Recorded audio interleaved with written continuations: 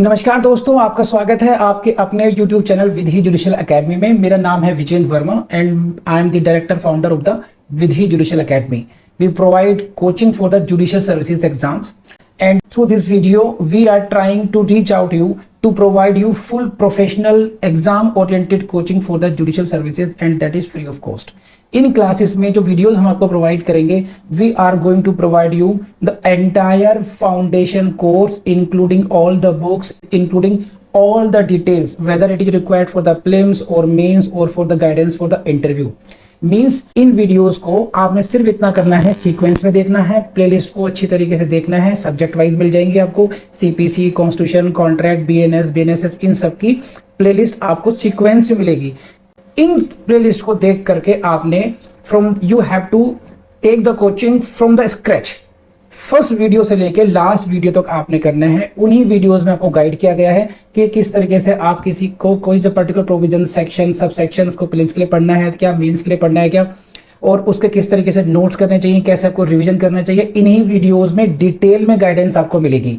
तो प्लीज आपसे ये रिक्वेस्ट है, आप ये ना समझें कि यूट्यूब में फ्री में दिया गया है तो फिर ऐसे ही होगा। ये वो प्रोफेशनल कोर्स है जिसके लिए हम लोग अच्छी खासी हाई फीस लेते आए हैं स्टूडेंट से, लेकिन एक टाइम आता है इंसान को समाज के लिए भी करना चाहिए, और उसी इंटेंशन के साथ में we are providing you the entire course free through the YouTube channel Vidhi judicial academy. तो प्लीज हर वीडियो की जो थंबनेल है उसको देख करके आपको आइडिया लग जाएगा कि इसका सब्जेक्ट क्या होने वाला है। कुछ टॉपिक्स ऐसे होते हैं जिनको एक लेक्चर में कवर नहीं किया सकता, तो उसमें लेक्चर नंबर 1, 2, 3 सीक्वेंस से मिलेगा। प्लीज उस तरीके से देख लीजिएगा, और नोट्स आपको अपडेटेड मिलेंगे, उसके लिए कहीं जाने की जरूरत नहीं है। नोट्स का जो लिंक मिलेगा आपको डिस्क्रिप्शन बॉक्स में मिल जाएगा आपको। And thank you very much, wish you all the best. तो let's start with the topic of the today, and the topic is what suits by or against minors and persons of unsound mind. This is the topic for us. Now what is this topic? What is its importance? उसको समझने की कोशिश करते हैं। पहले है क्या, देखिए। Suppose there is a minor and he has taken a loan from some banker or some साहूकार, and now he is not returning that loan. What that साहूकार will do? वो साहूकार क्या करेगा? जिससे किसी माइनर ने लोन ले लिया, ठीक है, ऐसी स्थिति हो सकती है। That is he will have to file a recovery suit against that minor. This is called what? Suit against the minor. One point. Now supposely there is a minor and his property is being illegally taken over by someone else, and now he has to file a suit for this. This will be a suit by the minor. तो suit by the minor and suit against the minor, ये दो situation हो गई।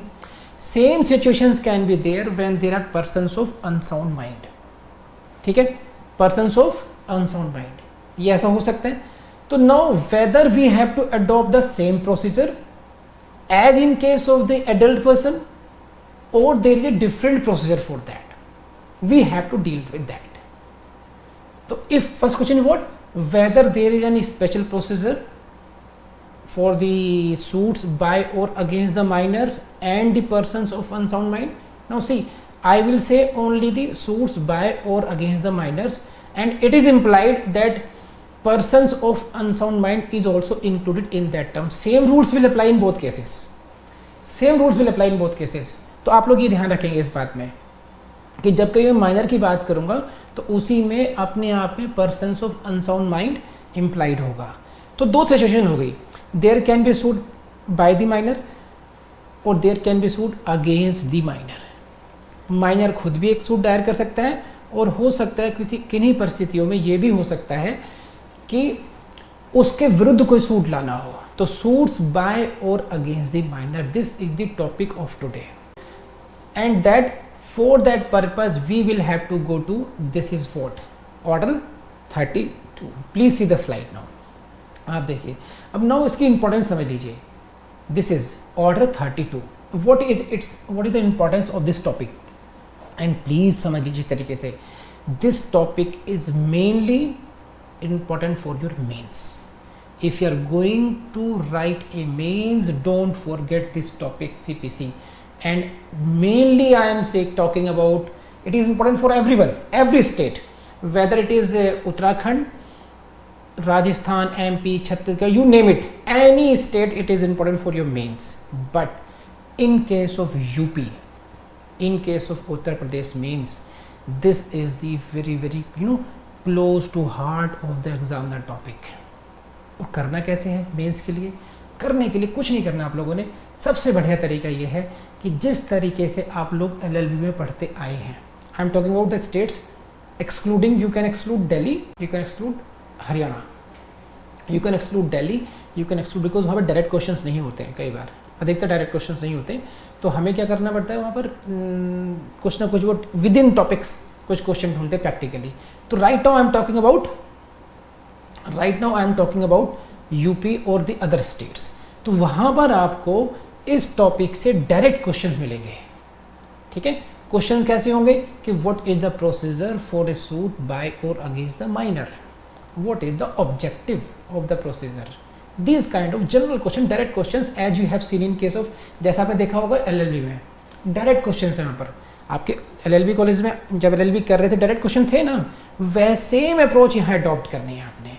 तो इसको रट लीजिए, इसके सारे पूरा का पूरा ढंग से याद करेंगे और चेप आएंगे यहाँ पर. तो ये आप तरीका है. Now whether it is important for your prelims or not, yes it is very important for your prelims as well. Prelims तैयारी कैसे करेंगे? तो जिन जिन टेक्निकल पॉइंट्स को इसमें मैं आपको एक्सप्लेन करूंगा वहाँ से क्वेश्चन प्रीलिम्स का आ सकता है.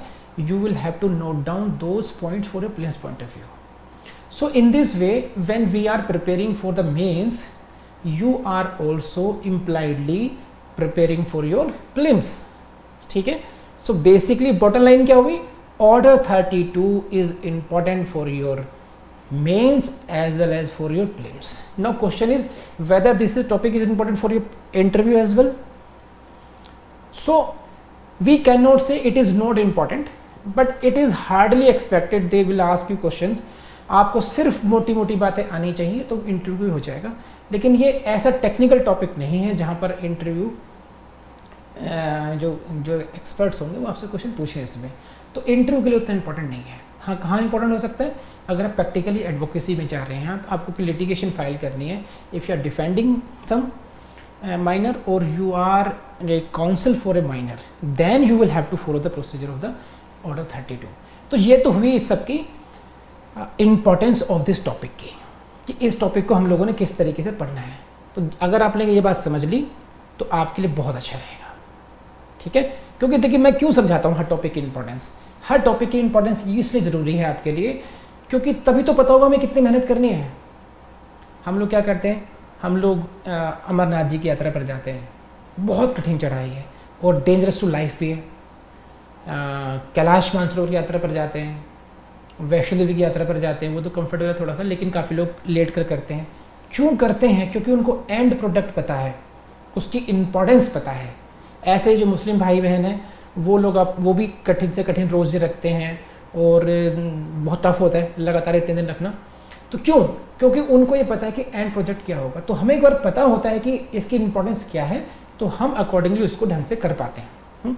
इसी तरीके से अगर आपको टॉपिक पता होगा 32 और बाद में 33 भी हम लोग पढ़ेंगे, तो ये these topics are very important for your mains. Basically CPC में ये जो सेगमेंट है, name is what, particular suits. Name क्या है? What I am saying, particular suits, यानी कि special suits, whether it is the suit by और against the government or the by और against the minors or by against the indigent person, interpreter suit. These suits are very important for your mains. So with these initial lines we should proceed with the topic now.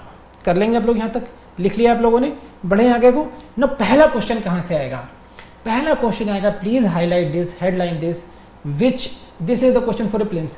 And see when I से you कि prelims में यहाँ से आएगा, prelims में यहाँ से आएगा, it means my efforts are that कि you don't lose even a single question in your prelims. It does never mean that कि ये मेंस में नहीं आएगा. मेंस में हमें इन सारे पॉइंट्स को लिखना होगा. All those points which are I am telling important for your prelims, anyhow these all points should be incorporated in your mains exam as well. बस पैटर्न दूसरा हो जाएगा. यहाँ पर हमें सेलेक्ट करना है आउट ऑफ 4 ऑप्शंस, वहाँ पे हमने at length as per the requirement उसको बोलना, लिखना होगा. कर लेंगे आप लोग? हाँ जी, कर लेंगे. ठीक है, चलिए आगे बढ़ते हैं फिर अभी नाउ। तो please highlight this first question from my side in your prelims exam,